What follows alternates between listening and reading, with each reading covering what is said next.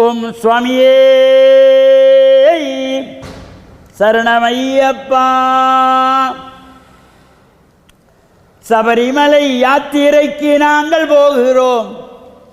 ஐயப்பனை காண வேண்டி ஓடி போகிறோம். கல்லும் முள்ளும் குத்தவில்லை, காடுமலை கடினமில்லை. கல்லும் முள்ளும் குத்தவில்லை, காடுமலை கடினமில்லை. சுவாமி சரணம் சொன்னோம், ஐயப்ப சரணம் சொன்னோம். தூரம் அதிகமில்லை, அதோ ஐயப்பன் எல்லை. சபரிமலை யாத்திரைக்கு நாங்கள் போகிறோம். ஐயப்பனை காண வேண்டி மலைக்கு போகிறோம். சுவாமியே சரணம் ஐயப்பா. சுவாமி சரணம். மேன்மைகள் சைவ நீதி விளங்குக உலகமெல்லாம். நோயற்ற வாழ்வே குறைவற்ற செல்வம். அந்த நோய் நொடிகள் இல்லாத வாழ்வு இந்த உலக மக்கள் எல்லோரும் வாழ வேண்டும் என்று கலியுகத்தின் காந்தமலை யோதியாகிய சபரிமலை சுவாமி ஐயப்பனுடைய திருவடிகளை சிறந்தாழ்த்தி டான் தமிழொலி ஓம் தொலைக்காட்சி நேயர்கள் அனைவருக்கும் சர்வதேச இந்து மத குருபீடம் அகில இலங்கை சபரிமலை ஸ்ரீ சாஸ்தாபீடத்தின் சார்பில் இனிய வணக்கங்களும் நல்லாசிகளும். சபரிமலை யாத்திரையில் இருந்து இன்றைய தினம் சனிக்கிழமை மந்தவாரம் என்று போற்றப்படுவது. நாம் இப்பொழுது சபரிமலை புனித யாத்திரையிலே காடுமலைகளெல்லாம் கடந்து இருமுடி சுமந்து அவ்வாறு வழிநடைய இருக்கின்றதாகிய நதிகளிலே ஸ்நானம் செய்து கரிமலை ஏற்றம் என்கின்ற ஏற்றத்திலே ஏறுவது. ஒரு கடினமான மலை. அந்த கரிமலை என்பது ஒரு குத்தன உள்ள ஒரு மலை. அந்த மலையில் ஏறும் பொழுது யாராக இருந்தாலும் ரொம்ப மூச்சு வாங்கித்தான் தீரும். அவ்வளோ கஷ்டமான மலை. கரிமலை ஏற்றம் ஏறும் போது கருணை கடலும் துணை வருவார். கரிமலை இறக்கம் வந்தவுடனே பெருநதி பம்பையை கண்டிடுவார்.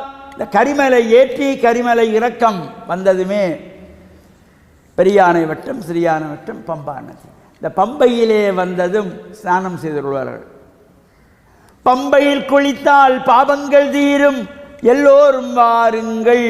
இந்த பம்பா நதியிலே யார் யாரெல்லாம் வந்து இருமுடியை எடுத்து வைத்துவிட்டு ஸ்நானம் செய்து அதன் பின்பு இருமுடியை எடுத்து மீண்டும் பம்பையிலே இருந்து கன்னிமூல கணபதியை நாடி சென்று அங்காலே நீலிமலை ஏற்றம், அப்பாச்சி மேடு, இப்பாச்சி குழி, சபரிபீடம், சரங்குத்தி என்று இந்த ஒவ்வொரு இடங்களாக செல்லுவது. அவ்வாறு செல்லுகின்ற பொழுது இந்த 18ஆம் படிக்கருகிலே செல்லுகின்ற பொழுது லட்சோப லட்ச மக்கள் ஒன்று கூடி நிற்பார்கள். அதிலே களைப்பு, வேதனை, தாகம், பசி எதுவுமே அங்கே தெரியாது. 6 மணி நேரம், 8 மணி நேரம், 10 மணி நேரம் நின்ற இடத்திலேயே நிற்க வேண்டிய நிலை கூட வந்திருக்கிறது. 6 மணி நேரம் தலையிலே இருமுடியோடு நிற்க வேண்டும் ஐயப்பனை பார்க்க. அவ்வளவு ஒரு கடுமையான விரதம். ஆனால் அந்த 6 மணி நேரத்துக்கும் நமக்கு அலுப்பு தெரியாது, களை தெரியாது, பசி இல்லை, தாகம் இல்லை. இதுதான் ஐயப்பனுடைய அற்புதம்.